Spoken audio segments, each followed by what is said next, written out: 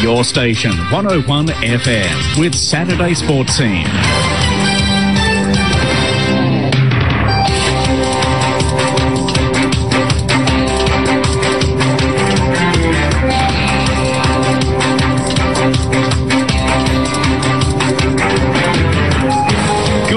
And welcome to Sports Scene for another week right here on a 101 FM. Plenty to talk about today, plenty planned for you. Kevin Braysher here with you as always. We've got rugby league, we got AFL, we got cricket, we got Olympics, we got motorsport, we got netball, we got soccer, we got everything here on Sports Scene. Darren Madigan is joining me on the panel as always, the founding father of Sports Scene. Darren, welcome to the show. Good morning. Good morning, Kevin. Good morning, everyone. It's Olympics time again. We're all having a good time watching, and one of the great blue ribbon events is the ice hockey, and we've seen the women run and won during the week, and the men, both men in the semi-finals. Both games were between the United States and Canada, and the US have gone down in both in one of the great rivalries in world sport, but that's not why the US are so upset. It's not about missing out on a gold medal or going to a gold medal match. There was a deal struck where the loser of those matches gets to keep Justin Bieber and Bryan Adams. It's official. They have to keep Justin Bieber now, and I'll tell you that's worth more than a gold medal to me from Canada winning those matches there. They get to disown Justin Bieber from the country. Let's get on with the rest of the show now, guys. Welcome to the show. Craig Crowley, we'll start with you. AFL Queensland Hall of Famer, Southport Sharks, mate. How you doing this morning? I'm terrific, mate. Eyes are a bit... how you going? Sitting up watching a bit of cricket and golf and football. It's just all happening. It's very, very busy at the moment, isn't it? Most certainly is. And joining us from the raw.com.au, Rugby League Player Magazine, the Tweed Seagulls, Mr. Chris Chard, mate. How good was the Nines last week? Oh, mate, sensational. Here to talk footy today and chew bubblegum, and guess what? I'm all out of bubblegum, so let's talk some footy. Brilliant. I love it, mate. Let's get into all the results from recent times. We'll start with the cricket, and the tables are turned on the Aussies in the second test of their tour against South Africa. At stumps on day 2, the Aussies are 4 for 112. Dave Warner's unbeaten at the crease on 65. Nathan Lyon went in as the night watchman. Earlier in the day's play, JP Duminy and AB de Villiers both notched centuries for the home side, while Nathan Lyon picked up 5 wickets for the visitors in that one, mate. But before we move on from that one, Chris, AB de Villiers, some interesting little facts about him came to light during the week. Yeah, look, I mean, everyone knows he's a fantastic test batter, but here's also some other sporting facts about AB de Villiers. He plays golf off a scratch handicap, and he's played South African represented South Africa at a national level in junior sport in rugby union, soccer, swimming, hockey, tennis. Has also a #1 hit album in South Africa, as well as a string of books. So the man, you can call him a true all-rounder, AB de Villiers. He does not have a #1 album. He does here. It is called Make Your Dream War. It's Make Your Dream Come True in Afrikaans, that one. Brett Lee did it. So, yep. That's incredible. That's incredible. He can't bowl. Well, it's sadly the most important part of that is that he's an unbelievable test batsman, and he notched another century. It was 12 straight test innings with 50 plus in a score. He's been fantastic for him, and South Africa, they copped a lot of criticism after Australia really gave it to him in that first test, but Craig, they're showing the world, reminding the world why they're world #1 so far in this test. The thing about it I thought was great. Like, they took their time about it. They weren't barraged by the Australians by the first test. Okay, they've come out, Australia on a high, bang, they knocked them over, and they really looked good at the Australians. But, you know, they could have gone 2 ways. Instead, they just sat down, they took their time to their runs, and, you know, it's really, you know, this is a great thing about Test cricket. It's an arm wrestle now, and where, you know, we know the limited form of the game is hit and miss, but this is really, really good. It's a game of chess. It's great. Not a lot of life in that pitch, though, was there? Oh, it was dead, wasn't it? It's like, you know, bowling on a mattress, really. It just had nothing to it. And, you know, there was talk there that they might have doctored the pitch to take the advantage away from Mitchell Johnson because they said it was going to be a green top, but it ended up being just really flat and really, really slow. But it's going to hurt Stain as well. So, you know, there's 2 ways to it. But in saying that, they've come out really, really well, the South Africans, and bowled extremely well against our top order again. Absolutely. Darren, anything you want to say on that while we're there? It's just like sounds like they're playing on matting by the sounds of things. It's but you know, you've got to expect, you're playing against the #1 side in the world. These things have to happen, and you know, should have happened in the first test. So it's great to see a match-up happening. It's the first time Australia's been challenged for what feels like a long time in the Test cricket now after what happened here in Australia against the English. But look, we'll move to the domestic scene just briefly for a moment here. The Bulls are in action against Tasmania heading into day 3. They're 3 for 136, chasing the Tigers' first innings total of 350. But what about that run chase last week, Darren Madigan? They needed 300 plus on the last day of play, and they got there. It was Makawaja 180 odd to get there with them. Unbelievable run chase. Talk about reminding the selectors that you still exist. I mean, that was just fantastic. I remember you sent me a message and check this out, and I looked at it and I'd started checking out the scorecard, and he was 180 odd at that stage, and I thought, this can't be done, and they did it. Fantastic. Unbelievable run chase there. And also, you could give a mention to Brendan McCullum during the week with his 300 plus there for the Black Caps and their chase against India. So some terrific cricket going on during the week. But let's move on with the rest of the world of sport. The A-League round 20 underway last night. The Wellington Phoenix continued their resurgent 4-1 win over the Central Coast Mariners. Darren, what did you think? A 9-goal turnaround from last week's result. They went down 5-0 to the Melbourne Heart, and to come out 1-0 at half-time down, and then bang, bang, bang, bang, and just fantastic to see. Look, I mentioned last week we read out the ladder from January 1 this year, and obviously they're a team that's in incredible form.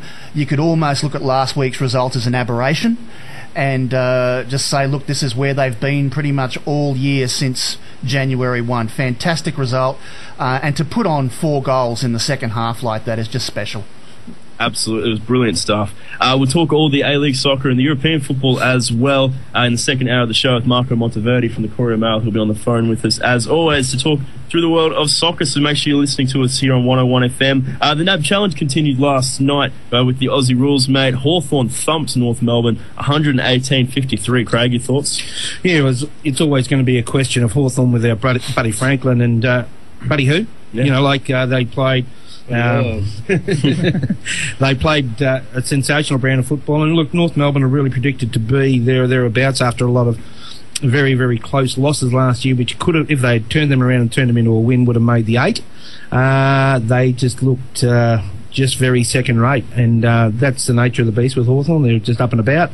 They haven't done a real lot to their list, and we're going to talk a little bit about the list of the teams very shortly, but they're if you're penciling them in, definitely put him in your top 2, I'd say. That's it. And as you alluded to there, mate, later on in the first hour of the show, we're going to start previewing the AFL teams heading into the season, only a few weeks away now, and we'll talk a little bit more NAB Challenge then as well. Some more results from overnight. The Super 15's back up and running. The Chiefs, the defending champions, open their season with an 18-10 win over the Crusaders. Cracking game of football, that one. And in the basketball, Wollongong defeated New Zealand 88-68. Sydney defeated Cairns 85-63, and Perth defeated Melbourne 87-75. Darren, what else is going on in the world of sport? Yeah, we got the the tennis heading, a few tournaments going on around the place.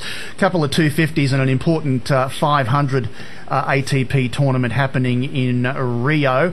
As far as the 250 ones, we've got one in Delray Beach in the United States. 2 quarterfinals played there so far, and Johnson and Anderson through to the semis on that one. Anderson defeated Matosevic from Australia 6-7, 6-3, 6-3. We have the Open 13 tournament in Marseille in France, and through to the semis there are Songa, Struff, Gulbis and Richard Gasquet, who's the number 1 seed for that tournament. In Rio, there's been a special tribute paid to Guga, Gustavo Kuerten, the last great clay courter before Rafa Nadal came along, a 3-time French Open champion, and then they got on with the business, and Rafa put on a clinic last night as well there. I'm just taking a look at some of the... I haven't got the results of his match, but Dolgopolov has beaten Fognini in one of the quarters there, but I can tell you Rafa got through in his match as well with some absolutely astonishing tennis. Now, as far as the girls are concerned, the Dubai duty-free tennis tournaments in the UAE. We've got the, as you heard in the news, you only heard half the story in the news actually, Venus Williams is through to the final after she beat Caroline Wozniacki, but she was going to probably play against her sister Serena, but Serena went down to Elise Cornet 4-4 in the other semi-final, so it'll be a Venus Williams Elise Cornet final there. On the girls' side of the tournament there in Rio, in Brazil, we have the quarterfinals through. This is a lower tournament for the girls, so a lot of the names here you won't recognise. But through to the semis there, Pereira Burnett, Zakopolova, who featured heavily in the Australian summer here, and Kurumi Nara. In the golf, first of the World Golf Championship tournaments are being played. There's 4 of those per year. They're obscenely rich tournaments. This one's worth $9 million as a purse and 1.53 US to the winner. And at the moment, through to the championship match we have at the moment, Oosterhausen has beaten his opponent 5-4. This is a match play tournament, and Ernie Els is playing in the other match at the moment against Dufner, and he's 1 up through 13 holes, so he'll be hoping to get through there to play in the championship match. LPGA, we've got a match in Thailand, co-sanctioned event. Kari Webb is featuring strong in this one, as she did last week after winning her 5th Australian Open. But the leader of the tournament at the moment at 6 under is Anna Nordqvist, and I can tell you Kari is tied for 7th at 3 under par after a 71 and a 70, and Lydia Ko, the other best Australian, tied for 11th there, 1 shot back at 2 under. I can tell you that Marcus Ambrose will start from 7th on the grid in tomorrow's Daytona 500. The big race, the big American race, we're underway, that means, for the NASCAR season for this year, and it's a long, long year. Superbikes at Phillip Island this weekend, round 1 of the 2014 championship. Alex Lowe's and Marco Melandri are the 2 fastest in practice, and whilst we are in progress on the show, there will be some timing going on, some important practice sessions, so we'll try and keep you up to date if anything interesting comes out of that. Testing in Bahrain, this is hugely important. They've got to get the cars right before they head to Melbourne in 2 or 3 weeks' time. And unofficial testing times in Bahrain, this finishes today. But so far, Lewis Hamilton for Mercedes, covering 67 laps, is the quickest. Jenson Button, after covering 103 laps in testing, is second quickest. The bottom line we're seeing out of the testing so far out of Jerez and Bahrain is the Mercedes engine is looking exceedingly good in the teams that it's running in. Even Felipe Massa in the Williams, which will run a Mercedes engine this year, came 3rd, and good to see them back up there this year. Wayne Rooney has signed a 4-year extension to his current deal with Manchester United to finish his career at the world's biggest football club. £300,000 a week he will get. And that starts in 18 months' time when his current contract ends, and to make sure they hold on to him, he will become an ambassador for the Manchester United Football Club when his career comes to an end. So it looks like they've got everything set up. He'll be 34 years of age when that all comes to an end, and I think that's a great move by Man United. He's not the sort of player, I think, that would have survived in a Real Madrid or AC Milan atmosphere over there. And that pretty much brings you up to date. We'll talk to you about the Olympics a bit later on in the show, Kevin. Beautiful stuff. Let's get into it. We'll take a break here on SportzScene. We'll be right back. Stay with us on 101 FM. You're listening to Saturday SportzScene on your station 101 FM. Welcome back to SportzScene here on 101 FM. Kevin Braysher, Darren Madigan, Chris Chard, Craig Crowley, all here with you. It's time now to talk some rugby league. Let's get into, we're going to review last week's Nines first of all, and plenty of people packed into Eden Park over 2 days to see some great footy. And before I ask you exactly how you feel with it, mate, I feel the biggest success of it, all Queensland Grand Final. You blokes must be getting sick of this, you New South Welshmen, man. Queensland teams just hogging all the glory. Yeah, it's definitely a conspiracy, Kevin. I've got to say, Queensland teams in the final. And look, the Titans won from free as well, but played pretty good, I thought, and their new signings in particular played quite well. So I think a big year ahead for all 3 Queensland clubs. Sure thing, mate. Well, what did you think of the whole tournament overall? I know you caught. Did you watch all of it? Did you couch potato all weekend? Yes, I think I logged up a good 14 hours on the lounge last weekend, so I've got a good 14 jobs to do this weekend, so it's in catch up. But yes, look, fantastic tournament. I think it adds colour and excitement to the start of the season, which sometimes has been lacking, and it just leads into the season proper. And the best thing was all the teams took it seriously. They all wanted to win, and they all played to their potential. Mate, I was just talking to Kevin off air about this, and you see 2 different contrasts in the way of the AFL and the league. And look, don't get me wrong, I thought it was a sensational concept. my only concern with it is I know they're going to have some practice games going into it and before the season proper starts. But no doubt about it, they would have played a different style and different brand of football.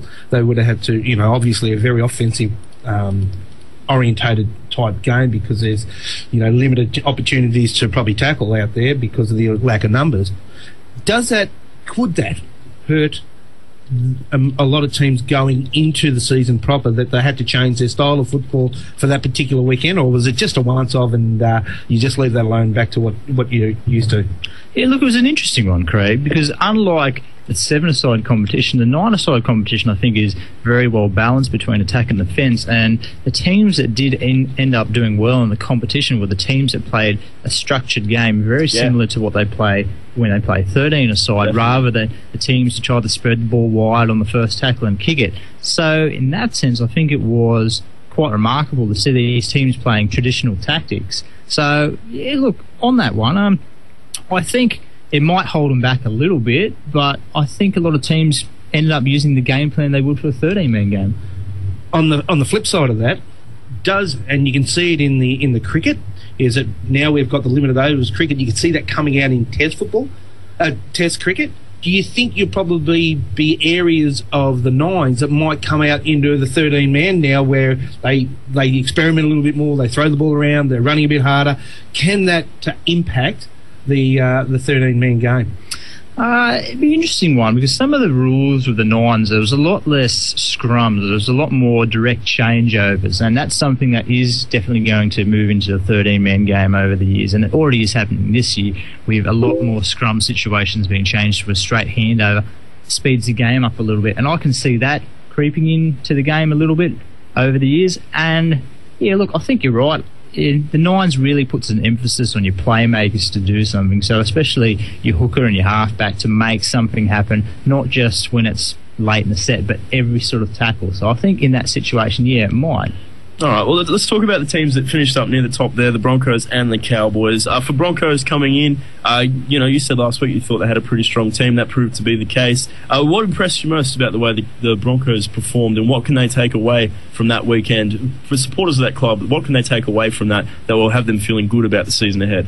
Yeah, look, it was a strange one for the Broncos, because they started slowly but then came home with a wet sail, and despite having a couple of injuries, I guess what they can take out of that is the form of the young man who's going to be playing 5'8" in the trial this weekend. Help me with this one, Kevin. Cody Capellini. Is that his name? I can't pronounce his last name. Capellini? Nica something. No, Nicolini. Sorry, that's right. We were making a joke about the Macarena song before. And he excelled in the nines, and he'll be playing 5'8" for the Broncos in the trial this weekend, and probably will be lining up at 5'8" in round one. So definitely good signs for the Broncos there. It looks like they've settled on a halves combination. It will be a very young halves combination. Also, it looks like Corey Parker will be moving into the engine room this year. They've named him a prop for this weekend, which is an interesting move considering his form in the back row last year. What do you make of that? That was one of my big criticisms of Brisbane last year, that they played Sam Thaiday in the front row, and I thought, oh great, they're moving him back to the back row. Now they're moving Corey Parker inside. What do you think? Well, my Supercoach team doesn't like it at all, let me tell you that. But yeah, it's an interesting one. Just because Corey Parker played so well last year in that back row position, to use him as a battering ram, it's an interesting one. And I think makes no sense to me. Coach Griffin might be trying to get his best 17 or get his best 13 on the field at once. Not so concerned about where they're playing. His best 13 is Corey Parker wearing 13. Yeah, look, I have to agree there. But look, obviously he played well. Josh Hoffman, who there's still talk about him going to the Bulldogs, still sniff. He played extremely well in the nines, I think. And Ben Barber, who was hampered all last year with his injuries, he looked healthy and he looked alive and he looked sharp in the nine. So I think Barber will have a very good season this year. Yeah, with Corey Parker, that changing a position, has it got anything to do with his leadership, the captaincy role? Yeah, it could do. I mean, when you do need a bit of go forward, you do look to your front row, and he has got the grey hair, so he's a senior man there. And traditionally, that's what would happen. You'd have your back rowers, and when they get a bit older, they put on a bit more beef and they bump them up front. And the Dragons are trying that as well this year with Ben Creagh playing front row, which I think might be met with limited success, but it'll be an interesting one for Park. I feel a little bit sorry for the man, just because he won some awards last year playing lock. He's made his position over time, but he's going to take one for the team, I think, and stick his head in the scrum. Well, we'll see what happens there with that. Definitely some positive signs there for the Broncos out of that weekend. It's very good to see them there all the way to the final. And if they had to be beaten, it was good to see them get beaten by a Queensland team, the Cowboys, their first real silverware to bring back home through the airport after winning a tournament there in the Nines. What did you think of the performance of the Cowboys? They lost Lachlan Coote early but recovered and were very good on the second day. Yeah, I think they had a fantastic tournament, the Cowboys. A great start for Paul Green's coaching career in the NRL. He's had a lot of success in the Intrust Super Cup and at the in the under-20s competition. So, congratulations to Paul Green for winning that. And North Queensland has deserved this for a long, long time. They've been building. They've had the players. As we all know, your premiership window doesn't stay open forever, and North Queensland's one. It looks like they're in the middle of a good run here, so they've got to go through now. And they won it without Jonathan Thurston, what we should point out, or Matt Bowen. Imagine if Jonathan Thurston and Matt Bowen were playing from last year. Of course, Matt Bowen playing in the World Club Challenge tonight for Wigan Warriors. But imagine if those two were playing, they would have carved up. Yeah. I think what was good, James Tamo looked like he played well. Played great. Tamalolo, I think, had a good tournament as well. And a couple of their lesser names had big games as well. So it looks like they're going to have a lot of depth, the Cowboys, this year, and that's what I like about them. Poor old Lachlan Coote did his ACL. They've been talking about drafting someone else in for him this year if he's going to be out for the whole season. So you should watch this space because they look like they might be drafting someone in to play fullback instead. They should get on the phone to Josh Hoffman. That's what they should do. Yeah, well... Brad Fittler. Yeah, well, we should talk about Freddie Fittler, shouldn't we? We will in a second. Just on the Cowboys, mate, something that really impressed me was the defensive efforts of the side. They kept the Warriors to 0 in the semi-final. They defended really well. To me, with the attack in the Nines, you can take it or leave it a little bit. It's not going to so much translate, but defense is all about effort, and I thought that was really the best sign I would take away as a Cowboys fan, is the way they defended it, particularly on that second day. Yeah, the defence was pretty ordinary for the first half of last season. That's probably a slight understatement.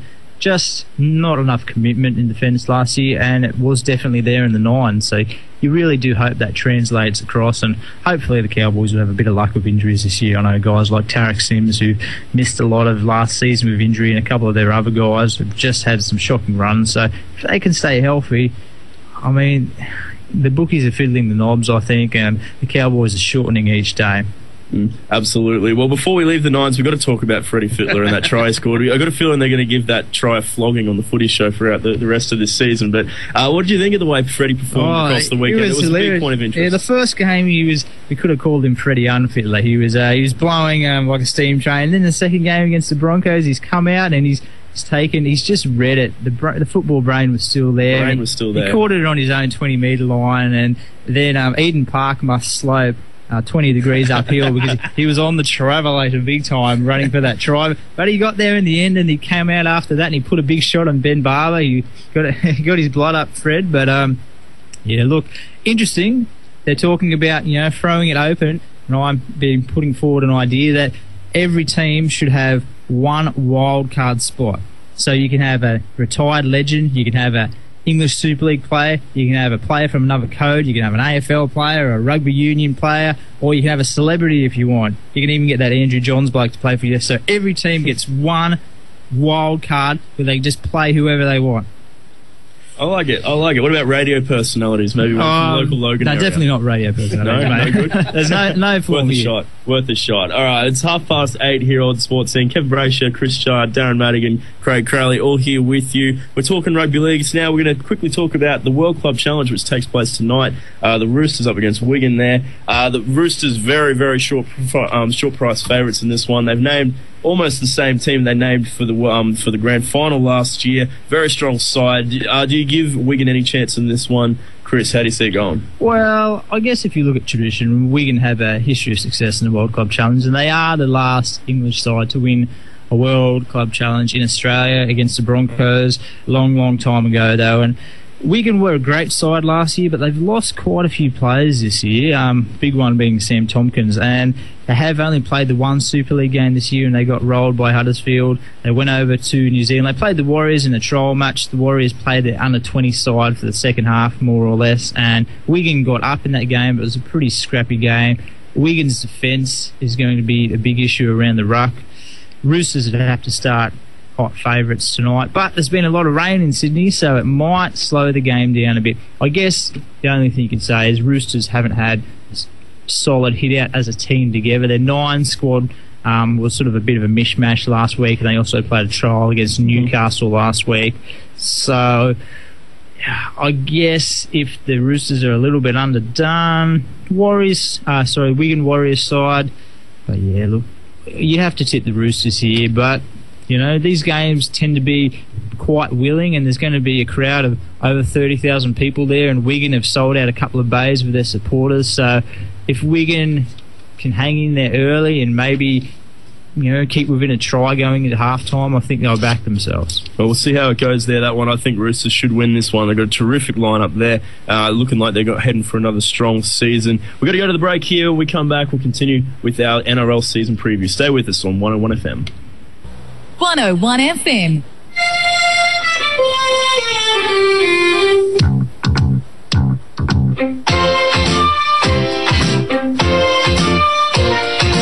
You're listening to Saturday Sports Scene on 101 FM.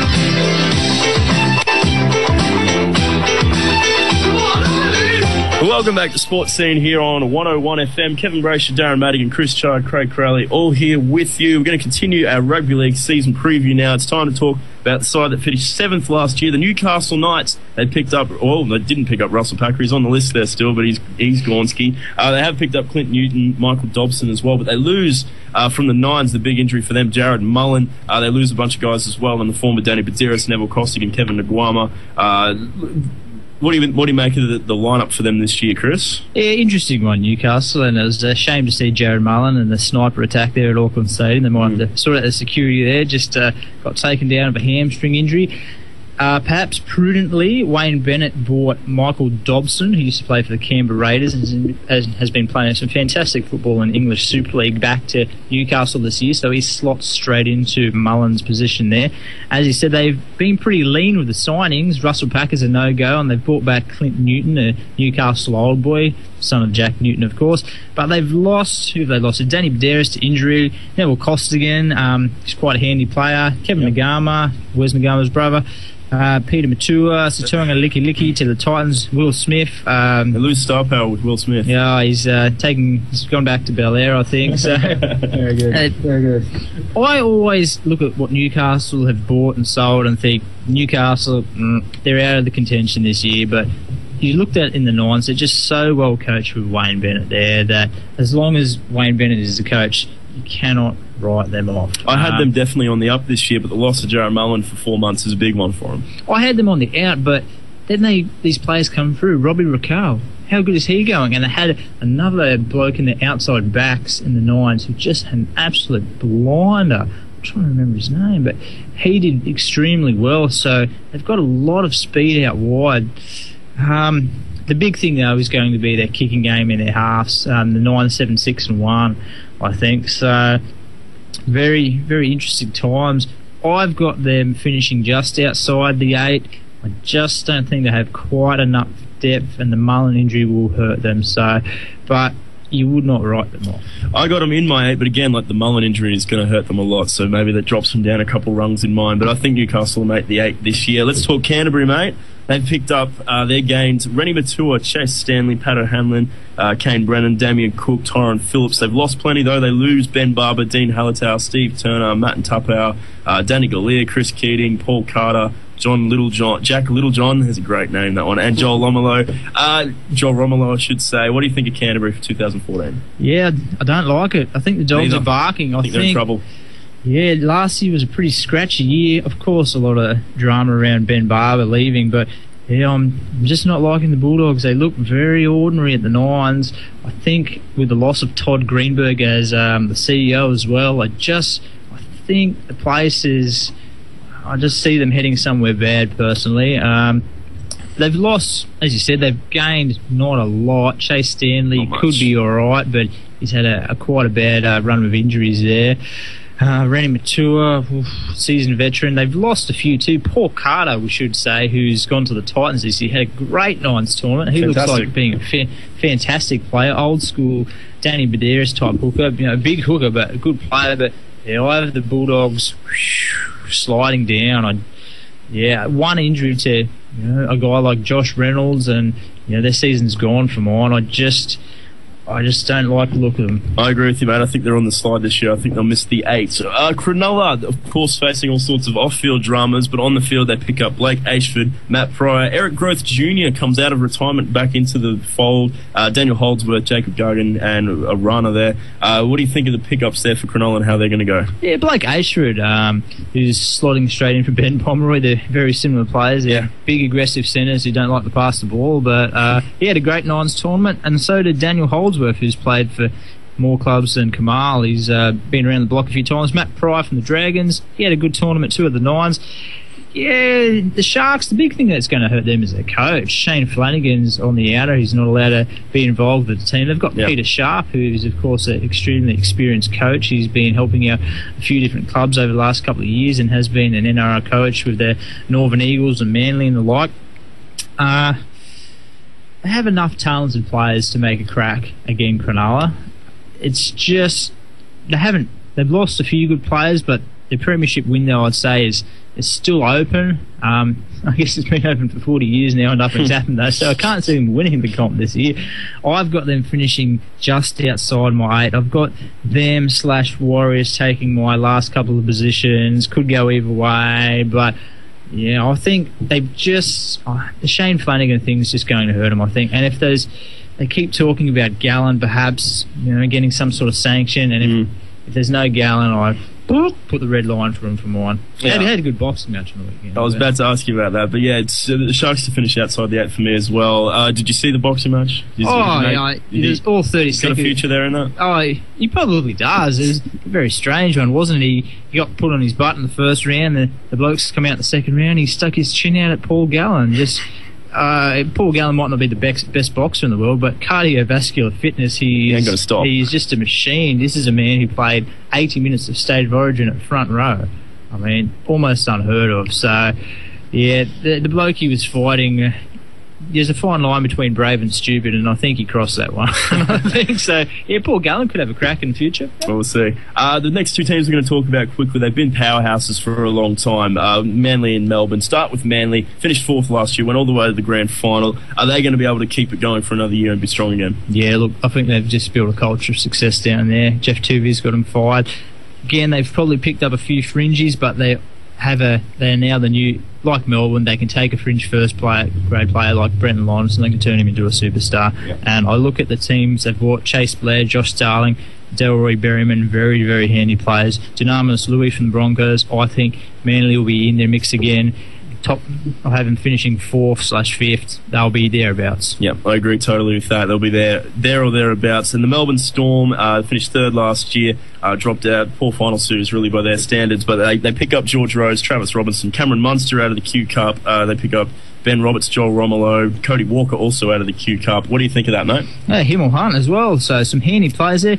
Look, Craig Bellamy, Ben Roberts, I mean, he's a much maligned player, but he'll probably be playing Test footy at the end of the year. Probably. Craig Bellamy, just a super coach. Looked a little burnt out towards the end of last year, the Storm. They might have a slow start this year with their halves, especially if Cronk isn't right. So I wouldn't be surprised if maybe they go, let's say, win 3 out of their first 5 games. I think what they'll learn from last year is they don't have to start at 1,000,000 miles an hour. They'll slowly build into their season. They'll probably be happy to finish just in the top 4, and then they'll try to just peak at the right time. The NRL season is such a long season. It's about peaking at the right time, and with the Origin campaign for Melbourne, it's even more important for them. Chris, do you think it's an opportunity, like if they're going to probably, on what you're saying, is not be afraid of losing the early matches, forsaking, the fitness at the end? Is this an opportunity to bleed a few players, a few young blokes, and probably alternate your Smith and Slater and Cronk and these sort of blokes, so their season isn't 24 25 rounds, it comes back to a reasonable 18 or something like that. We're talking more about player management, and I think these guys got to, because they've got such an arduous task of playing State of Origin and any test matches that do come up during the course of the season. It's got to drain you, and you can't say, no, well, don't train, have them, because you still need your touch and you still need your fitness. Is it just better to say, hey, look, we'll rest you and work on player management and work on development at the same time? Yeah, I think the unfortunate thing is that those great players, Slater, Cronk, Smith, they're also such competitors. If you say, look, just take it easy, boys, I don't think they would. Billy Slater is just a madman for competing, so he will play every game he's available to play. Cameron Smith, I can see perhaps moving out into second receiver role a lot of the year and perhaps jumping out of dummy half, so not doing so much defence, just playing that second receiver or pivot type role. But Cronk and Slater, I can't see them taking a rest. No.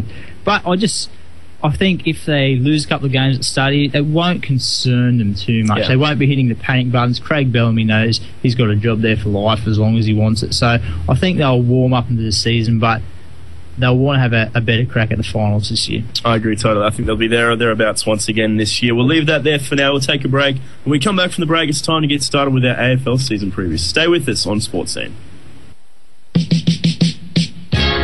And now it's back to Saturday Sports Scene on 101 FM. Welcome back to Sports Scene here on 101 FM. Kevin Braysher, Darren Madigan, Craig Crowley, Chris Chard, all here with you. So we've been talking plenty of rugby league so far in the first hour. It's now time to talk some Aussie rules. Let's get into our AFL season previews. We're going to do it similar to the way we've been doing with the NRL. We'll start from the bottom up and work our way through for the next 3 or 4 weeks as we build towards the AFL season. We'll start with the Wooden Spooners from last year, the GWS Giants, just the one win last season. Craig, what are their ins and outs for this season, and can you see any improvement in them? Well, look, I really can, and more importantly, I think they have to. For the system that the AFL have put in place, giving them all the opportunities to draft, just the special sort of agreements they've made, if they don't come through, it's going to really put egg on the face of the AFL. So it's pretty important. In saying that, they're very fortunate. They've had 6 pickups in the draft, and most importantly got the first and second pick. Tom Boyd, he's 6'6", 200 centimetres, 103 kilo. He's a big lad. Yep. So he's ready to go. He's probably going to play in the forward line as a tall forward, which adds to the players they've already got. So he's going to be obviously a great addition, as is Josh Kelly, who was the second draft pick, coming from the Sandringham Dragons through the under-18s competition. 6-footer, midfielder, obviously done their homework on him, so he should be go. But in saying that, you've got the Giants have also done extremely well in their trade. They've picked up Shane Mumford from Sydney. They've picked up Josh Hunt, who was let go by Geelong. And he was still keen to play, so he's picked up the opportunity to play at the Giants. And you've also got Heath Shaw, who was probably at his last legs at Collingwood, so it's revamped him. They've also put him in the leadership group pretty well straight away. So in saying that, they're starting to get rid of the old wood that was at the club, which they needed to start off to give them a bit of a profile and some competitiveness.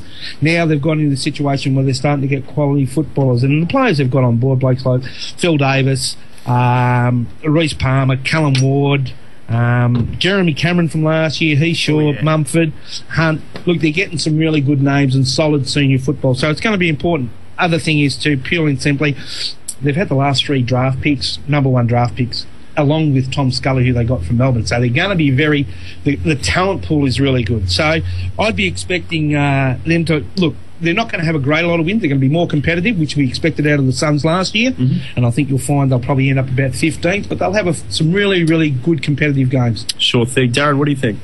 Yeah, I mean, it's all about winning, isn't it? I mean, they've got to get a few up. I think if they manage half a dozen wins for the season, that they would consider the season has gone reasonably well. I think as far as players coming through their system, or young players that they've picked through under-18s and brought them through, all that sort of stuff, rather than players that they bought from other clubs. I wasn't expecting anybody to star for 2 or 3 years, but gee, Jeremy Cameron, didn't he come out of nowhere?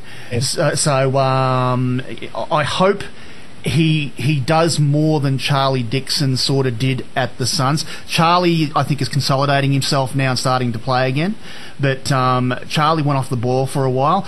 I'd hate that to happen to Jeremy this year because they're similar sorts of players up the forward end of the field, and Jeremy has that look about him, doesn't he? He looks like a superstar in the making, and he showed a lot of that last year. So I'm really hoping that he does well. Heath Shaw's I think is an inspired get, because I mean, when you've got a good footballer from a big club who feels down and out, and all of a sudden the club says to you, well, we think you're worth something, that can do the most amazing things in terms of confidence, and we know the guy can play.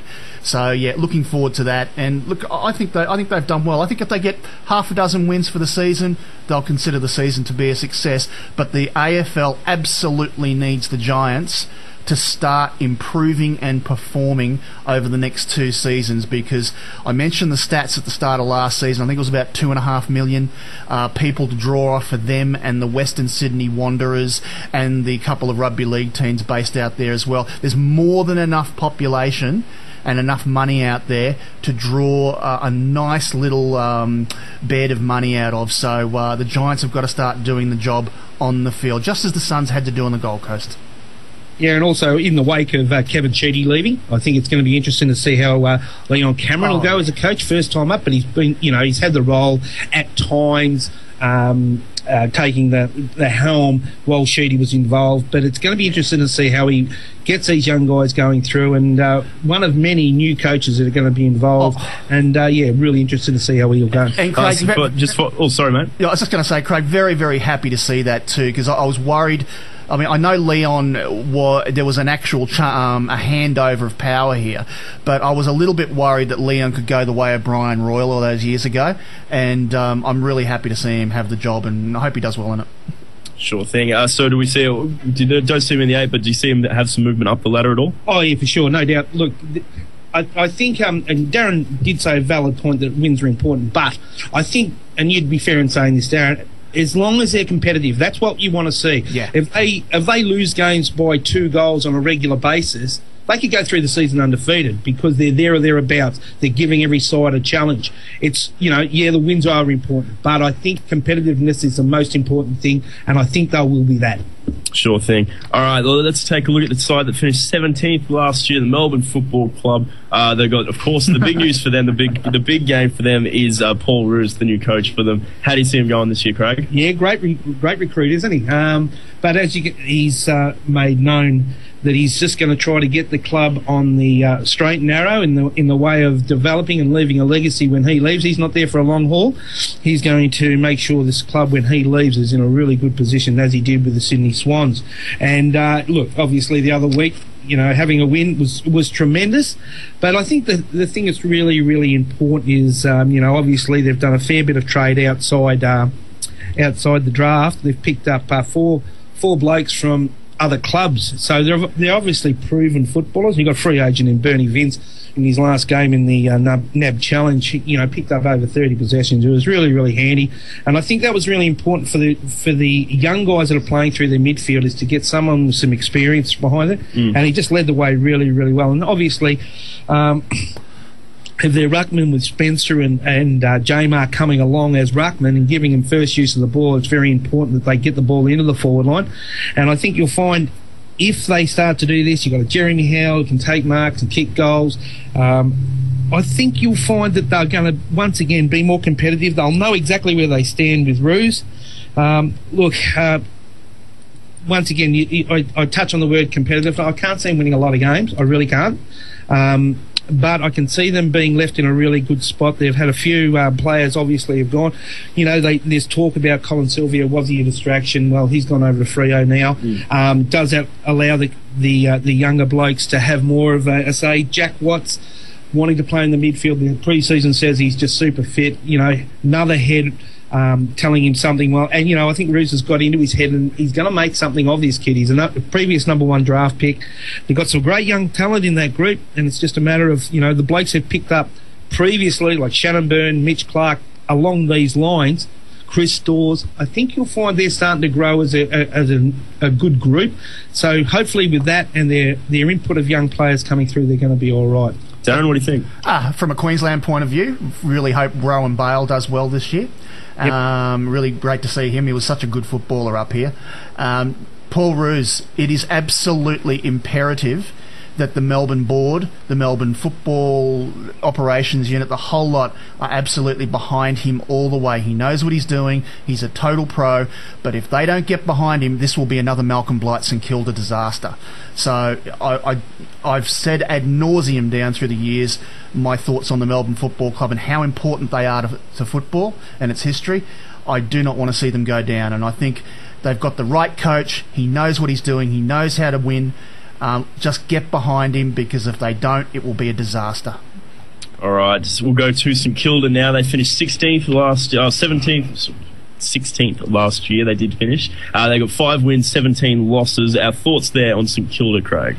Mate, look, I just don't see anything pretty about them. I really don't. Unfortunately, it's been probably documented, with the loss of Del Santo and others. Even Jason Blake, who's been just a great honest toiler over the year. Kaczynski's gone, Milne's gone, McAvoy's gone. Look, they're just going to be skinny as. They've picked up a few. Obviously, Billy Longer, who probably didn't get the opportunity he deserved up here in Brisbane. He's a young kid who just deserves an opportunity, and I hope he does get that. With St Kilda, Tom Hickey, you can see these are. Well, Tom Hickey being an ex-Queenslander, he's been doing extremely well in the NAB Challenge. Then you got Shane Savage, who's been drafted from or traded from Hawthorn. So these sort of players hopefully are going to be strong. They've got a good draft pick, a number 3 draft pick. They've got another, he's a forward, a small forward, I suppose, 6 foot. He's not overly big, but obviously he does his job in Jack Billings. Hopefully, going forward, they'll give Rewalt some sort of opportunities, and that's a great thing. Another great thing about the St Kilda Football Club is that they've given Nick Rewalt the opportunity to be captain once again. So, congratulations to Nick once again. Good Queenslander doing well. They'll need blokes like David Armitage really to step up to the plate once again. Another Queensland guys, but look. I think you'll find they're going to find it very, very hard this year. It's not the line, not the team that they, would really, really like, because of their losses have been so significant. Big job for Alan Richardson, who's doing his first year as a coach under many, many years, has been an assistant and applying for senior jobs and not getting to it. So I just hope he really gets that opportunity. Darren? I'm looking at the outs and I just want to cry, and I don't even follow the club. I mean, there's some huge losses there to retirement and various other things. It's like a massive chunk of your star football team gone, and a football team that just missed the boat by so much during that premiership window that lasted for quite a number of years. I think too, Maverick Weller coming in there as a rookie, hopefully he'll get a new lease of life after leaving the Suns. He's a beautiful left foot kick, if memory serves, and I'd like to see him do well, because he was a good footballer as a junior too, coming through the 18s and everything. So I'd like to see him do well, but really, as Craig said, there's not a lot to smile about this club at all at the moment. You're listening to SportzScene here on 101 FM. Kevin Braysher, Craig Crowley, Darren Madigan, Chris Chard, all here with you. We're starting up our season preview for the AFL season, which gets underway in just a few weeks' time. We're making our way through the ladder. We now move to the side that finished 15th last year with 8 wins, 14 losses, the Western Bulldogs. Craig, can you see much movement in the Bulldogs this year? Look, I thought they finished the season extremely well last year, so there's got to be stuff that's pleasing for them. Watching the game the other night in the NAB Challenge, good to see blokes like Tom Liberatore, son of, I forget his name, Tony Liberatore. Sorry, one of Brownlow Mill. A huge possession getter, and looks like he's going along the same lines as that. Look, they've picked up quite well. They've picked up Stuart Cremery from the Essendon Football Club, which has given them a key forward, which is really important. And I think, look, when you look back at it, the Bulldogs played their best football when they've got key forwards up there. Barry Hall coming to mind, he was really significant when he was playing there. So hopefully that'll give them a real good opportunity to, kick scores that are going to keep them in the game. I'll try this one. This is going to be pretty hard for me, but their draft choice from the Northern Knights, they picked him up in number 4, good size, 6'3" forward, Marcus Montepelli. That'll do. Montepelli, yeah. Montepelli, I like it. I'll go with that. It's got a ring with it. Look, hopefully he'll do all right. It's good to see that Brett Goods once again gets the opportunity, getting picked up as actually a rookie elevation play. He was on the rookie list last year. They've actually put him onto the list. So, yeah, for his efforts, that's a good story in itself, that he went to the club in a administration capacity, ended up getting put on the list. So that's good. Look, they've got some decent footballers in their group. Obviously, Robert Murphy hurting his elbow at the start of the season hasn't helped them too much, because you need them experienced players going through your group. Look, they're still going to find it hard. They're going to be at the bottom end of the season, of the ladder this year, but once again, Brendan McCarthy did some good things with them last year, so I think they'll be competitive, to say the least, but, I'd say about 14th on the ladder will be as good as I'll be able to get. What about you, Darren? Yeah, Doggies are, I think they're probably, up until Freo actually made the grand final last year, I was always saying Freo were the most disappointing team in football in the past decade, but for me, it's got to be the Doggies. They had so many chances. They were the third best for about 4 or 5 years, and then they completely blew it. And I'm not seeing a lot there that's grabbing me and saying we're going to do any better than we have been doing. I'm with Craig. I'm a real rap for Brett Goods. He's obviously had to play in the hugest of shadows for a long time, and it's great to see him back getting a game, and the games that he did play last year were excellent. Ryan Griffin will be captain, Adam Cooney and Daniel Giansiracusa will be vice captains. Yeah, I mean, you've got some names there, but really it's a club that I think has had its time, and it's time to go through that process again to get back up where they need to be. I think they're probably looking at the bottom couple of the 8. Fair enough. We'll talk now. The last team we're going to talk about today, the team that finished 14th, the Gold Coast Suns, 8 wins, 14 losses last year. Big improvement for them last year. They moved up the ladder. Can they make similar strides this year and force their way into the top 8, Craig? They have to. It's as simple as that. Once again, we spoke about the GWS, the concessions they got through the AFL. Probably the Suns are probably losing them concessions now, so... but they've got their list together, and that's the most important thing. As you can see, they didn't have a lot in the way of the draft. Have I got trouble with Bontempelli? I'm going to have a hell of a lot of problem with this. Okay. A lot of dashy, I'll call it that. Isn't there a show? No? Isn't there a show like that or something? He's not a Russian tennis player, is he? He's got the alliteration going. It's perfect. He could be a Kardashian. Anyway, look, one of I think they're twins, and one went to Geelong, the other went to the Suns. So it's good to see they got an early draft pick. He's 6'2", a defender, which probably always helps because they probably could do with one more key forward, but a defender down there is going to be always good for them.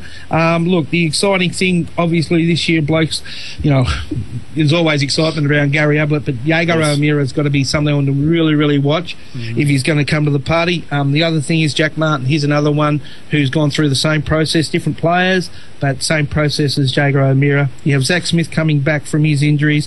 Look, their ins aren't huge, but their outs are probably were going to happen. Blokes like Gilby and Brennan, Liam Patrick, Joel Wilkins, all players that were probably struggling to hold their spots. They've been let go, and their use hopefully will be coming through.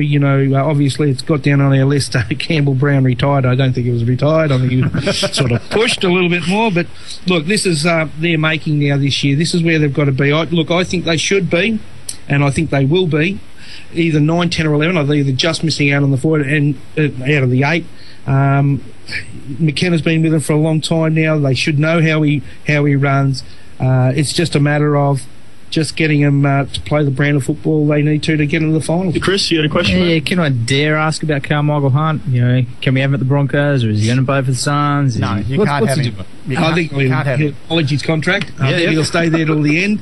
That's good for the Suns. Look, I think it's good for all codes really in general, because he had a real impact, and he's been acknowledged by the AFL people, and no doubt about it, he's probably better sport would be his league.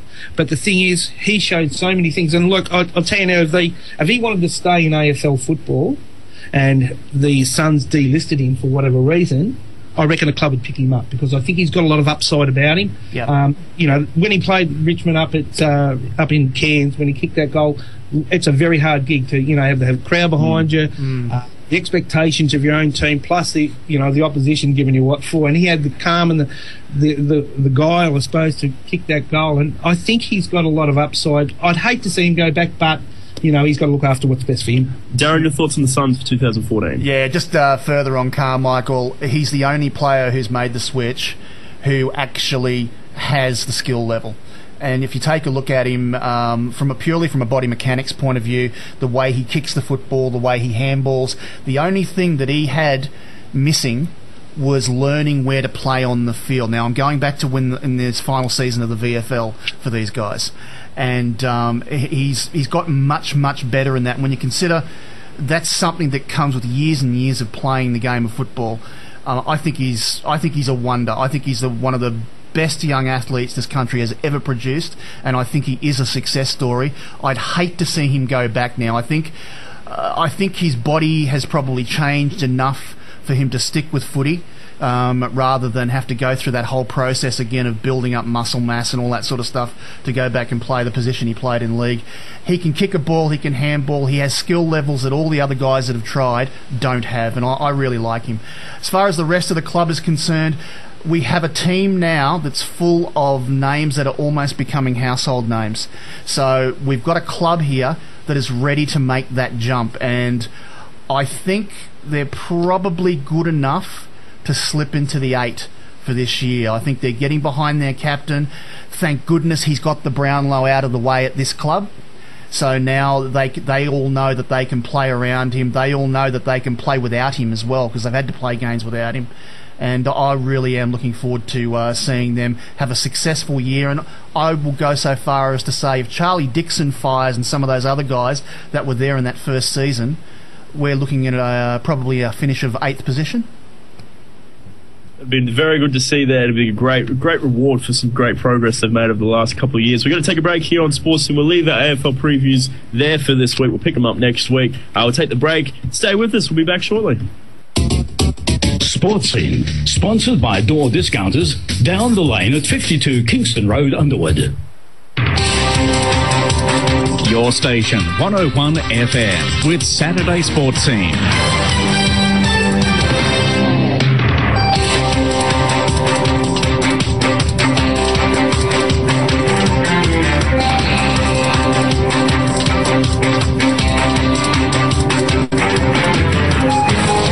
Welcome back to Sports Scene here on Sports Scene. Back into the second hour of the show. Plenty more to come where that came from. Let's get into it. Kevin Braysher, Darren Madigan, Chris Chard, Craig Crowley, all still here with you through till the end of the show. It's time now to talk some Winter Olympics. And Darren, it's been another big week over there in Russia. It has, hasn't it? It's been all over the joint. We've had some great skiing. It seems to be. One thing we should point out to people who have been thinking that they're turning on the telly all the time and seeing the same thing over and over. It's different to the summer games in that where, like the first week I think we have the swimming and the second week we have basically the athletics. So with the winter games you will find that some of these disciplines like alpine skiing and the Nordic events traverse the whole length of the games with their different events that are in it.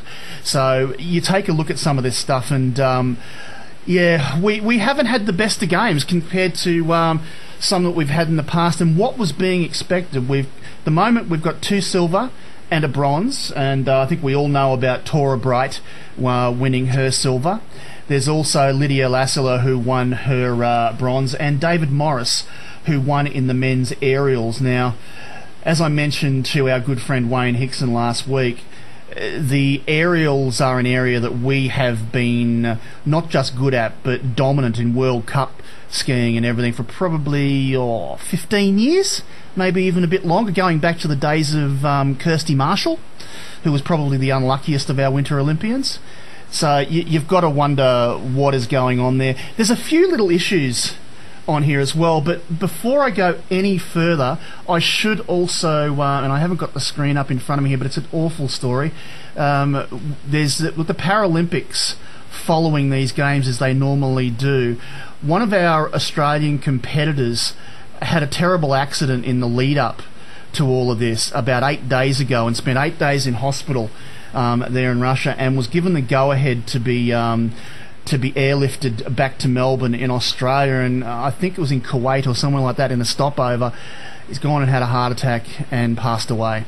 So, Matthew Robinson is the guy's name. He was a snowboarder, with snowboarding coming into the Olympics for the very first time, so he would have been incredibly excited. And, just an awful way for the Games to end for Australia as far as that is concerned. But when we take a look at our performances, I mean, Begg Smith was a huge loss, and there's a couple of others in there as well. So I guess the question to be asked, and I hate doing this because I feel like a real heel, because I've got friends who are Olympians, as you do when you spend enough time in this game. Yep. But taxpayer funding for a set of sports that probably doesn't have a lot of relevance to the average Australian. Should we be doing it? Well, then you consider the performance at the Olympics, and there was talk coming in that it was one of the great, the great sides we've managed to put together heading into the Olympics. Have they performed up to the standard that you would like for a taxpayer-funded sort of team? No, because the person who won silver in Tora Bright can pretty much look after herself. I think she does, by the sound of things, she does pretty well, and we spoke to Tora back in 2009, and she was doing well back then. So, and her sponsorships, private sponsorships and all that sort of stuff can't be doing too bad. I think Alex Pullen, there was a figure there, and I don't want to put words in people's mouths here, but there was a figure somewhere along the lines of about 150 a year for 4 years, which isn't a lot when you consider you're travelling the circuit. I mean, there's a lot of money to be lost in plane fees and all that sort of stuff. But the question is to be asked again. I mean, do we put the money into this, or do we put the money into swimming and athletics, where we're having a bit of a downward spiral? I mean, we've got a young girl about to compete tonight against Sally Pearson, who couldn't get funding. She was dropped off the list, and now she's broken the Australian female 100 metres record last week or the week before, I think it was. She'll be competing tonight over in Perth, trying to break the record again and going under 11 seconds. Should she not be getting money ahead of people in the Winter Games? I'm putting it out there. Yeah, Darren, I think it's almost like a pride thing for Australia, in that whenever there's a sporting event, Australia sort of, we have to have a go at that sort of thing, even though in this case, it seems strange, because compared to, a lot of the other nations who are successful in the Winter Games, our ski fields and our history with the snow events is so much minor. But I think, it has been, I think anything that we pick up at the Winter Olympics is almost like an extra. Yep. in many ways. You see a lot of countries who, don't even bother, putting teams in the Winter Olympics. And, we're having a crack. And, I think our results, we haven't got a gold medal this time, but I think what we have achieved is it's pretty good so far. And the snowboard cross, where we missed out, where we were expected to pick up golds, I mean, it's just one of those sports where it's a demolition derby, isn't it? You could win every event all year, then the final comes up and you get knocked over. And one of the Australians did get taken out by an Italian bloke who was looking pretty good. So, I think it's still worth having a crack at. Can I put something out there also? That, I mean, and I've said this before, I've had enough of people saying we've won silver and won bronze. Now, there's a reason behind me saying this, all right? The fact is we didn't. We came second and third, all right? Now, and talking about personal bests. Personal bests are for training. They're not for competition. There's nothing I hate more than someone getting out of a pool or off a track and saying, okay, I came 7th out of 8th, but I'm really happy because I ran a PB. To me, if you're being funded, all that sort of stuff, it's about winning and losing. Life is about winning and losing, and other countries don't put up with that. And that's part of the reason why a lot of other countries around the world, especially the big ones, win. They're ruthless. The United States Athletics Championship in the lead up to any Olympic Games is the toughest championship in the world to win. It's even tougher than the actual Olympics, because they are so good and it's so tough to get into. So I'm just one, I know I'm going to be howled down for this, but I just think, I'm with Jerry Seinfeld. You don't win silver or bronze. You come second or third. Hey, look, Darren, they have to have them. But the thing is, the fact of the matter is, too, we need the funding. I'll tell you why. Primarily, We are a very warm nation. We don't have a lot of snow. We need the funding to go overseas to make sure we do get the best. You know, you see some of these guys training on dirt slopes, falling into ponds. You know, that's how they do their training. I know. If we are going to be, and look, obviously, for us to do well in this in the Olympics, and you've got to remember, it is the Olympics. It's not a world meet or whatever. It's the Olympics. Everyone comes out of their cocoons in these sort of games. The teams that, or the people that aren't normally great, and it's happened our way a couple of times, aren't the best in the world. Geez, they've won. Stephen Bradbury won for you couldn't get a better. Now you take that away from them. You take the funding. You take the games away from all this sort of. You don't get a story like that. And I reckon. Take it however you want. It wasn't a skill level, but it's one of the greatest stories you'll ever see in any sporting event. Stephen Bradbury not only winning that final, but winning the semi-final in the same way. My thought process is if they don't have the funding, they don't go overseas, they don't have the opportunity to compete. Yeah, if that's the case, you're not going to fund it, scrap it, don't go. But they're doing their utmost to do what they can do and to finish like they're 21st on the competition. Third. Yeah, but Craig, gone down now. Smashing New Zealand. Craig, Stephen was doing a lot of his own funding, mate. Most of the guys on those skates were riding on Stephen Bradbury's skates. Yeah, he had his own business. You know, and you got people, pretty much the Jamaican bobsled story. They're getting second-hand stuff. They're not getting their own gear. They have to borrow stuff. At the end of the day, I reckon they're doing tremendously well to even be acknowledged. And it's not just one person's won all these medals. It's actually been 3 people who have won the medal. So I reckon you're being a bit harsh, Darren, but each to their own. I think we should put it out there too. Kevin, you know the addresses.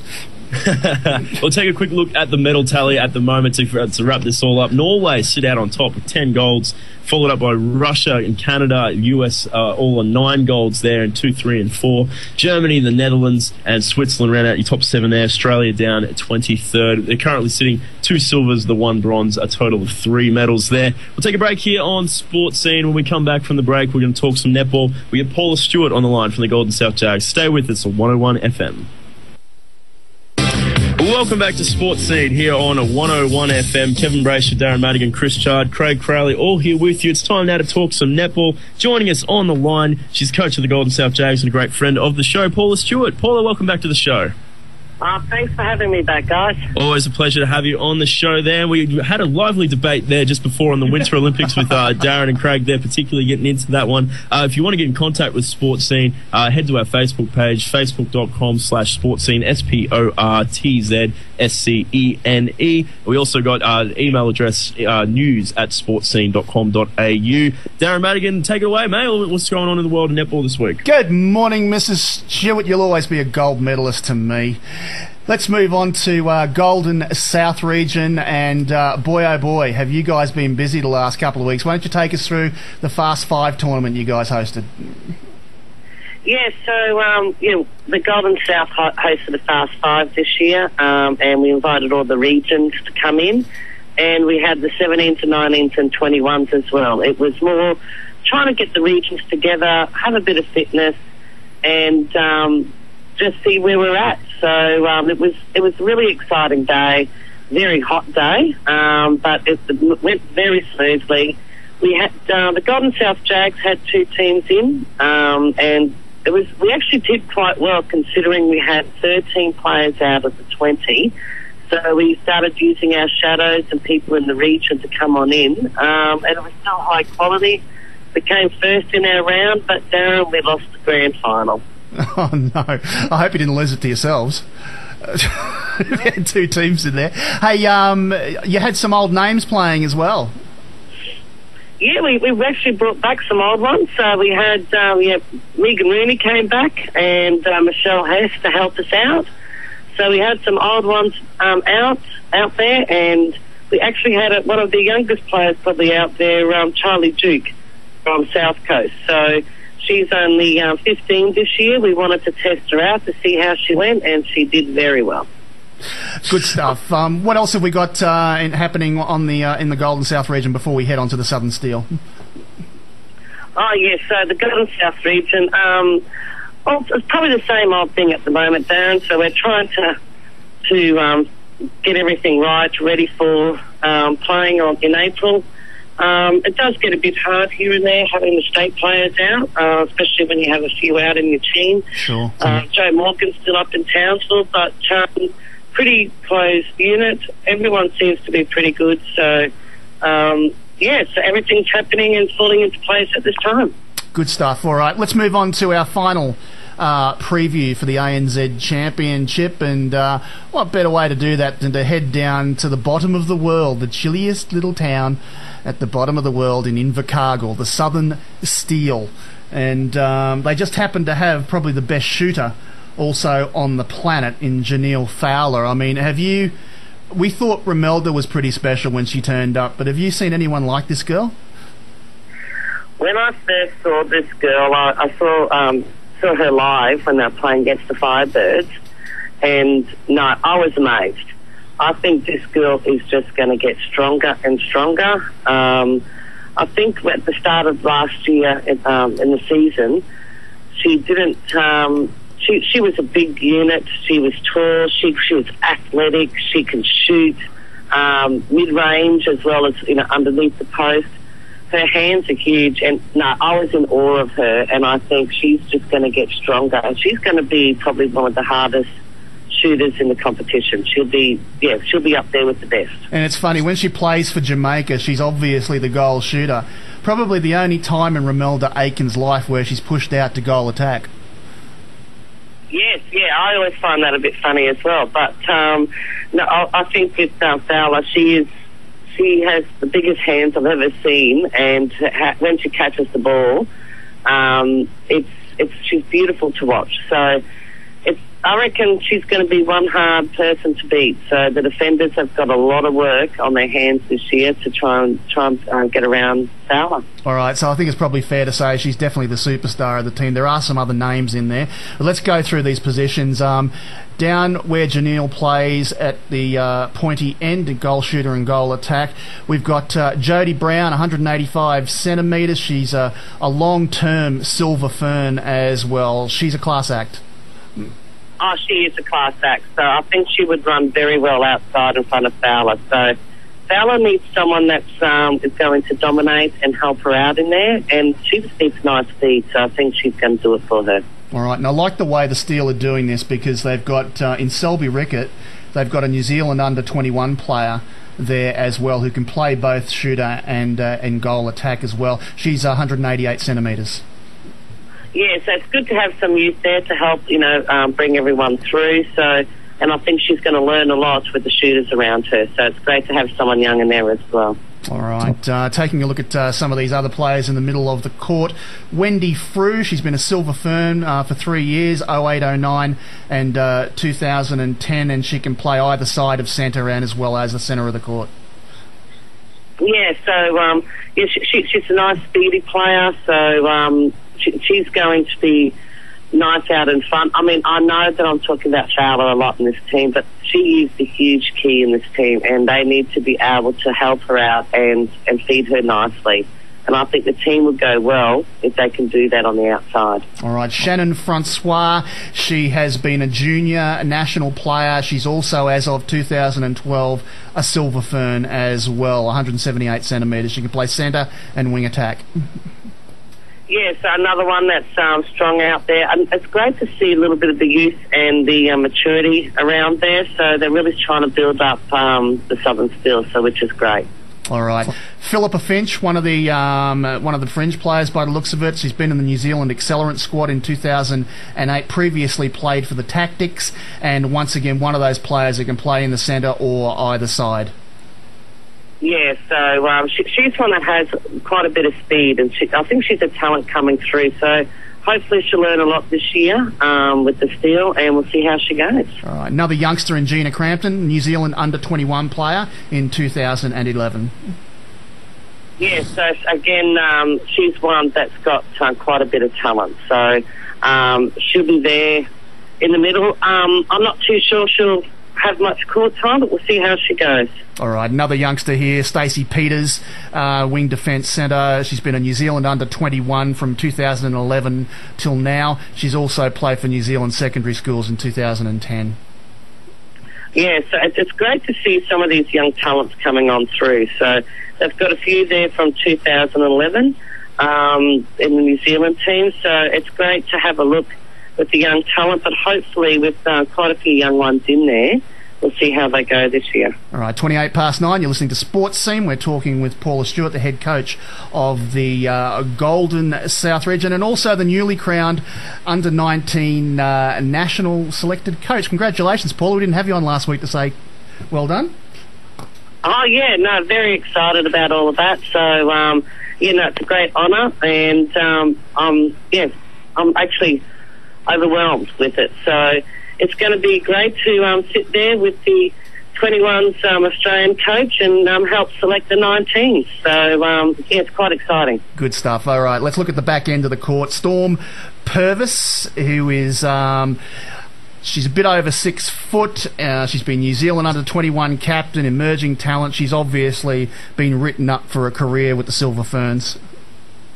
Yeah, so she's one that does have a lot of talent in there. So she still needs that support, still being, so still probably being that little bit young. But, no, I think she's got a great talent and a great future. And I'd say, easy with the Silver Ferns soon. All right, Rachel Rasmussen, she's 6 foot. She's played a bit around the comp. She's played for the Mystics and the Pulse, and currently with the Steel, and was part of the is part of the New Zealand Accelerant squad. Mm-hmm. Yeah, so she's one that has been around a little bit. She's probably got that, which is good. So with the Steel, she's probably got that experience as well. So to go around, having a look at different players, so hopefully she'll settle into the Steel team. They've got a lot of representative players, this team. Irina McCary, goalkeeper, goal defence, New Zealand under-21 in 2007 and played for the Magic in 2011, 2013. Yeah, so she's got a lot of talent as well. So they have got a lot of young talent in there. I think with Ala, she is their key still in there. So hopefully there's still someone else that's in the centre court and the defence end that will take charge and take control and help the team go through, because they have probably got one of the best talents in the goal shooters, except for, of course, our Romelda. But I would say she's probably the second most talented goal shooter in the competition, and hopefully the team will be able to be around her and lift. All right, and finally, the only real all-rounder in the team. She plays at both ends, goal shooter, and she also plays goalkeeper and goal defence. She's been a representative at under-21 level and also secondary school level. This is Phoenix Karaka. She's about 6'3". Yeah, so I still think it's a little bit funny at this level that they can, to say they play both ends. I would say she's probably more in the defence end in this team. So I think the shooting is probably sewn up for her, so she'll probably be working hard on the goalkeeper, goal defence role. Fantastic, Paula. How are the girls looking at home? How are they training? No, they're training hard. So at one thing, though, it's been very, very hot. So our training on Thursday night, it looked like at the end of training they jumped in the pool and out when they were warming down. So, but they're putting in the hard yards. They're working hard, and we're itching ready to play and can't wait for April to come around. Fantastic. Thanks so much, Paula. We'll catch up with you next time. Okay, thanks, Darren. Thanks, everyone. Thanks a lot, Paula. We'll take a break here on Sports Scene. Stay with us. We'll be right back. 101 FM, Kevin Braysher, Darren Madigan, Chris Chard, Craig Crowley, all here with you. Big thanks to Paula Stewart for being on the line with us just now. And now it's time to talk some motorsport it's Karting Australia now, isn't it, Lee? Lee Hanatscheck from Karting Australia joining us on the line. How you doing, mate?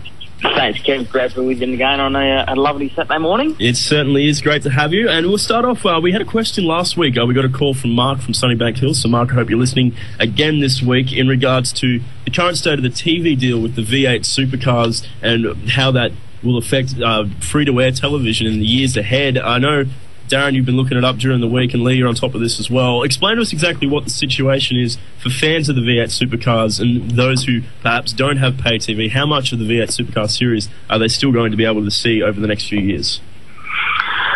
Well, that's a very interesting one, Kev. It's nothing has been officially announced from V8 supercars as yet. As expected, there's an announcement around the Clipsal 500, which is next weekend in Adelaide.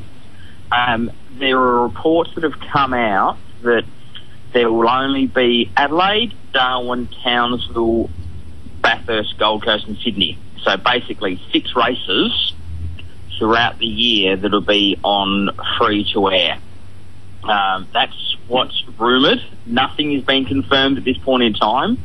And the rest are all on Fox, and then maybe all the other rounds will have a highlights package, similar to what back in 15 years ago you had on 10 o'clock on a Sunday night on Channel 10 or something like that. As I said, there's been no official announcement. It comes along the lines of what happened in England with the Formula One 2 years ago with Sky Sports and BBC. A bit of a contra deal there as well. So, very interesting times. Unfortunately, we can't confirm exactly what's going on, but that is the rumours that are floating around. Until we get it confirmed from the 8 supercars, they've said nothing, literally nothing at all.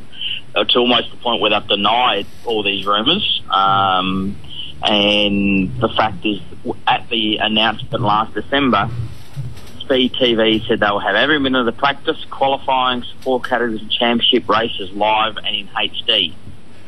But nothing was said about 10.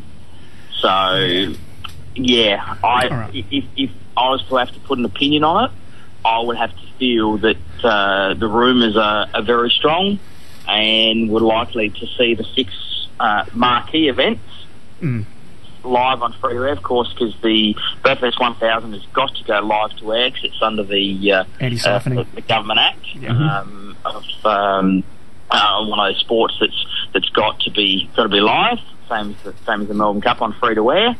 But my gut feel is we'll have 6 events on at Channel 10. Darren, any other thoughts? Yeah, my guess is what we're going to do is we're going to see a similar deal to what happens with the football.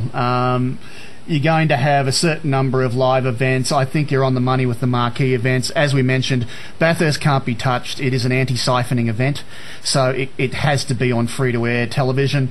They have their marquee events now, which are basically the big street events, plus Darwin, I guess. But if we take a look at it, it's a 6-year, $241 million deal, $196 million of that in cash and $45 million in advertising. It starts in 2015. And as I said, my guess is we are looking at very much a football-style deal here where a certain number of things go live and you'll probably get to see almost everything eventually on free-to-air, but as Lee mentioned, there will be probably replays late at night and all that sort of stuff. I mean, we've seen Channel 7 quite effectively use their digital channels for various sports over the past 2 years, and I think we'll probably see that happen with Channel 10 as well. I personally would like to see 1HD become more of a sports station again, and I know I'm not alone on that one, so if we can get more tours on there. But it was only a couple of years ago that we were talking a 14% penetration rate into Australia with pay TV. For me, the bottom line with this deal, as much as they will try to spin it, and they'll do a great job of trying to spin it, it's going to hurt, and it's going to hurt them pretty bad. They're going to lose a lot of people, and I don't think Foxtel are going to get quite as much of the expected jump in penetration to the Australian market as they think. Australians, and I was involved very early on in the movie industry when pay TV first came to Australia, and it's taken a long time to get to 14%, believe me. So there's a lot of work to do here. I just don't. I see it being a bad deal for people who don't have a lot of money in this country to blow on pay TV. Yep. I don't think it's the best thing that's ever happened, but it's a balancing act, and I think in today's day and age of the rights for the different sports that are going around, they've probably got a really good deal for what they've been able to do for the sport.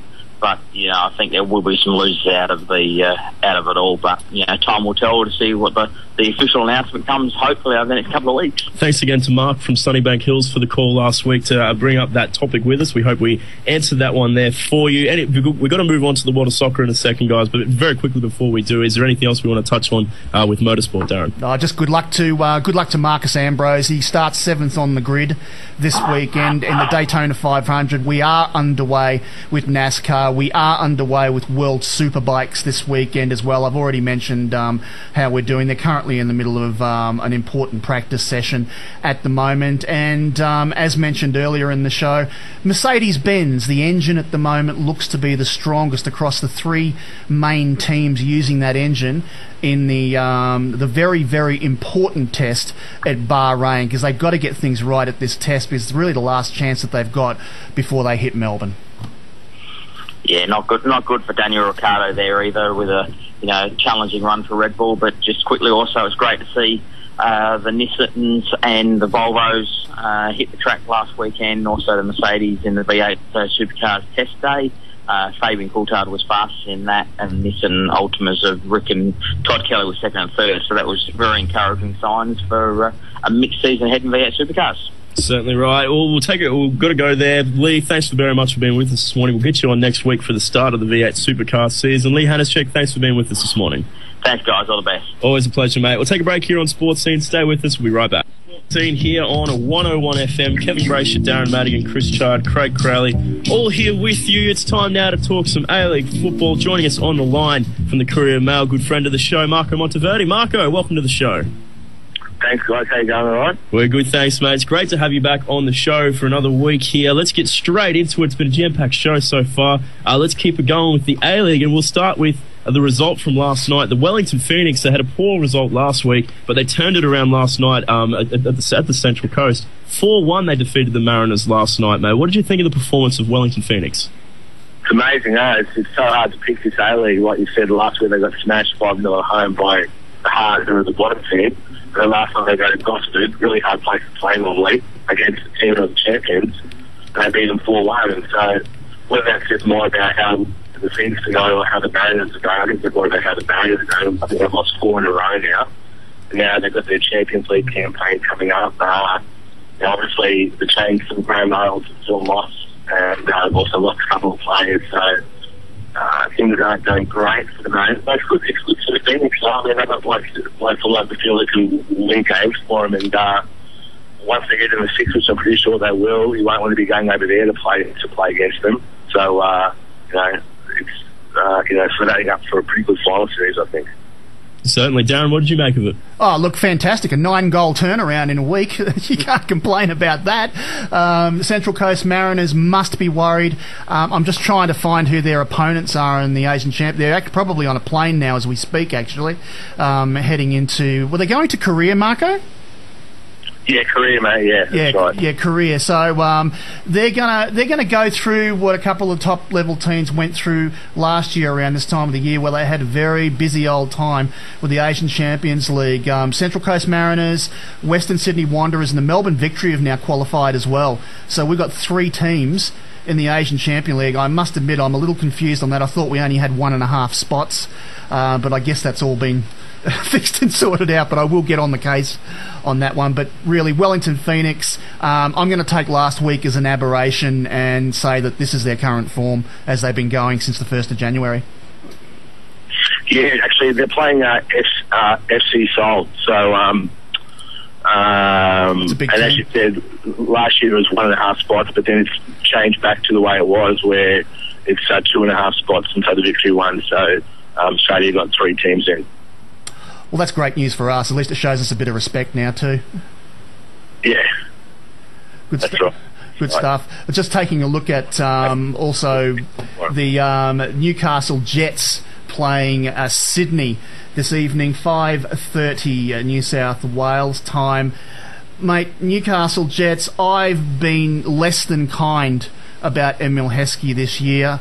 What are your thoughts?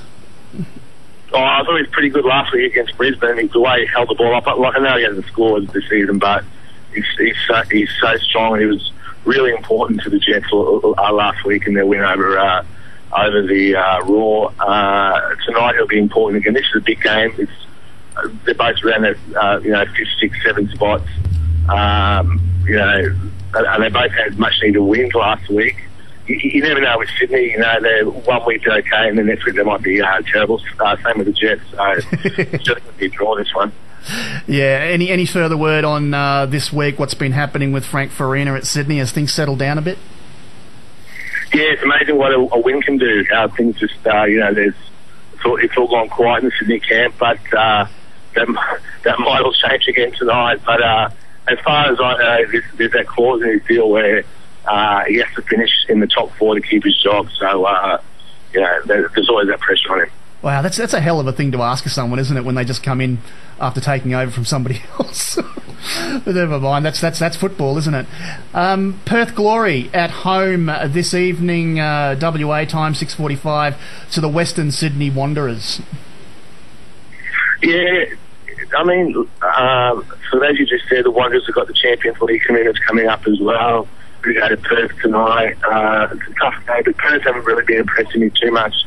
The Wanderers seem to be getting back to, close to their best. Didn't play last week, so I think that they'll win in Perth. All right. Melbourne Victory, newly promoted to the Asian Champions League to play Adelaide United. These matches are usually excellent games of football. This week it will be 3rd versus 4th. Will this be a typical Victory Adelaide match? Yeah, I think so, mate. You said a bit of history there. Adelaide have found form of late, and the Victory, sort of confidence is up after, qualifying for the group stages of the Champions League. So I think it might be another sort of intense affair. I think the Victory will win because I'm still not convinced about Adelaide, even though they have been doing quite well.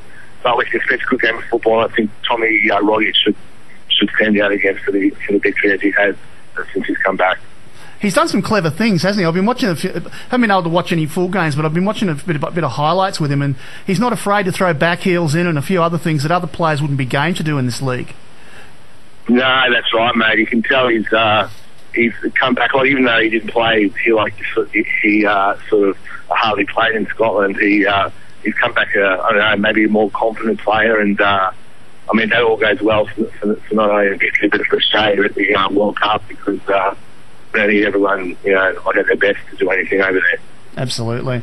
Melbourne Heart, they're at home at the Melbourne Rectangular Stadium to play the Brisbane Roar tomorrow afternoon. What's that? 4 o'clock our time. Yeah, it's the Heart. 5-0 last week. Won 4 out of their last 5. The Roar pretty bad last week. That's probably one of their worst performances of the season. But if you look at the ladder, there's still 20 points between the teams. I think the Roar will win. I think they learned from last week. They got Liam Miller and Matt Mackay back. They were big outs last week. They just bring a bit of nous and composure to the midfield. I think the Roar will win. How are you feeling about the Brisbane Roar at the moment? They're sitting at the top of the ladder. They're 7 points clear with a game in, obviously this round's game in hand. Are they looking to you? Obviously they're morals at the moment to take you out the plate, but how do you think they're going to go for the whole competition?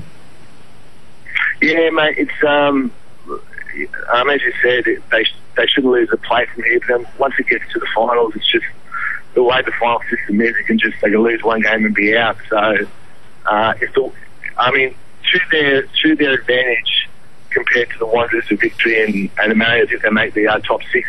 The Roar won't have the Champions League commitment, so they won't be tired like travelling midweek. So that should help Brisbane. They haven't been in their best lately, but up until the past couple of weeks, they've been still managing to win games. So I think maybe this is the little jolt that they need, and sort of it's better for that to happen now while they've got this sort of buffer than happen in the final series. So I think they'll be okay. I think we'll learn a lot tomorrow because they've just got their whole squad fit again, and that's for the first time this season.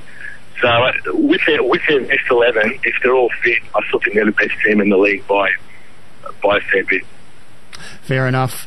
Current ladder after last night's matches: Brisbane Roar sitting on top on 38 points from the Western Sydney Wanderers, Adelaide United and the Melbourne Victory, Central Coast Mariners in 5th spot, Wellington Phoenix have probably been the story of the comp, Sydney FC, Newcastle Jets and Perth Glory, and sitting at the bottom of the ladder, the Melbourne Heart. Just one question on the Phoenix. They have been an absolute enigma at the start of the season, but since January 1, as I mentioned last week, they've been the most successful team. Just how far do you think they can take it? Well, I think, as we just talked about with the final series, the way it's sort of scheduled, you can win just 2 games, and and you can be in the final itself. And if they can get into the top 4 rather than just the top 6, they're going to be guaranteed at least one semi-final at home. And like, I know they lost 5-0 at home last week, but as you said, that was just sort of just a one-off thing. And the Roar have beaten them at home, but otherwise, no one's beaten them at home. So they can, I think they can, go maybe the whole way into the final, just because they've got so much firepower, and that's also with Paul Eiffel out. So if Carlos Sanders fires, Cunningham fires, Big Stein fires, even Brocky's starting to score again now off the bench. They've got firepower everywhere. And Ernie Merrick seems to have found a way just to get this team going. All right, Marco, let's take a trip around Europe. I'll just tell you guys where we're at with the top of the leagues at the moment before we get into the Champions League, because it was a big week. Scotland, as per usual, Celtic, Aberdeen, Motherwell make up your top 3. In Spain, Barcelona, Real Madrid and Atletico Madrid all sitting on 60 points, and the difference between them in goals is, I think, what have we got here? Barcelona sitting on 52, Real Madrid 44, and Atletico Madrid a goal difference of 43. Could that competition be any closer than that? Italy, Juventus sitting on 63 points from Roma and Napoli, and the Bundesliga in Germany, Bayern Munich continue to do their just killing everyone act, 59 points, Bayer Leverkusen 43. This will be interesting. Borussia Dortmund, the powerhouses of German football, along with Bayern Munich, sitting on 42 points, just a 1 point outside of Bayer Leverkusen, so they could end up still taking out the second spot in the Bundesliga there. UEFA Champions League during the week, Marco, and we had some amazing scenes in some of the matches. We're into the round of 16. The first leg we played across 2 weeks, so there's only 4 games to talk about here. But Man City went down to Barcelona 2-0. One stage, Man City were down to 10 men. Yeah, mate, it was as you said, there was some great games, and losing to Barcelona is no disgrace, but Man City to be kicking themselves conceding that late goal. I think Joey Hart didn't need to come off his line as he did. It sort of gave Barcelona the chance to score, and 2-0 going over to Spain. I think it could be curtains for him. Yeah, I think that tie might be pretty close to being over. Speaking of a tie that pretty much is over, Bayer Leverkusen 0, Paris Saint-Germain 4. Now, Bayer Leverkusen have had a couple of massive results against them this year. I think Manchester United beat them in the group stages 5-0 at one stage. I'm just wondering whether they belong in the Champions League this year. It's a tough one, isn't it? Teams to play so strong, but as you said, do they belong? You see some other teams who got knocked out in the group stages, but I guess there's no way back for them. That's a goal from Ibrahimovic was a cracker, and I think they're home. Yeah, Abramovich from outside the 18-yard box on his left foot fired an absolute bullet past the keeper. On the next day, we had Milan go down to Atletico Madrid 1-0. I'm loving the Atletico Madrid story this year. Yeah, it's brilliant, as you said, in the when you were talking about the Spanish league, the way they're keeping pace with the 2 giants in the Champions League. I know Milan haven't been great this season, but going to Italy and winning 1-0 with that late goal. I think Diego Costa, who's been on fire this season, that's a great story. And the deeper they go, there's no sort of suggestion to say that they can't go all the way. Yep, fair enough. And the other match which caused a lot of controversy, Bayern Munich got up over Arsenal over at Emirates Stadium in 2-0. Arsenal lost their keeper at 20 minutes into the match after it was a red card. I mean, he nailed Arjen Robben on his right-hand side. A lot of nasty things have been said, but if you look on the replay and you know the injury that Robben has actually come back from with that slash down to the bone on his right knee, I sort of didn't blame him for going down. I don't know about you. Oh, I thought it was a foul. It's just whether the ball, in terms of descent, definitely a penalty, definitely a foul. It's just whether the ball was heading away from the goal. So to say that it was the last man and that it robbed Robben of a definite chance of scoring, but the referee thought it did. It gave him the red card, and fair enough. And for the Gunners, mate, I mean, they've been doing well, but Bayern Munich is in a class above at the moment, be it in Germany or in Europe. So I think that one's done as well, mate. Fair enough. The red games for next week, which we'll talk about then. Zenit St. Petersburg are at home to Borussia Dortmund. A Greek powerhouse Olympiacos will host Manchester United, and on the 26th of Feb, on the Thursday morning our time, Galatasaray will host Chelsea, and Schalke will host Real Madrid. Just a couple of seconds, mate, before we've got to go. I'm tipping Bayern to go back-to-back as early as now. What about you? It's a big call. You've called it early, but it's hard to argue at the moment. I'll go with that as well. Good on you, mate. Thanks so much. We'll catch up with you next week. No worries. Cheers. Thanks a lot, Marco. We'll go to the break here on Sports and we'll be right back. We'll wrap it all up. Stay with us. SportsScene, sponsored by Door Discounters, down the lane at 52 Kingston Road, Underwood. 101 FM.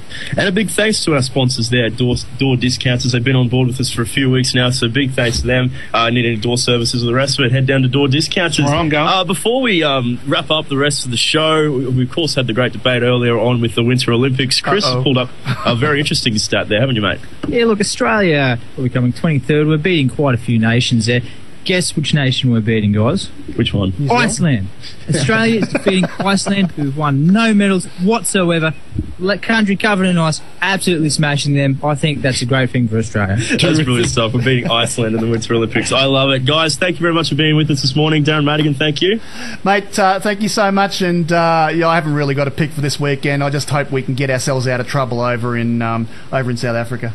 Yeah, here's hoping to that one. Craig, what about you, mate? Thanks for being with us this morning. Mate, looking forward to a lot of footy in each code, and I hope everyone has a great weekend.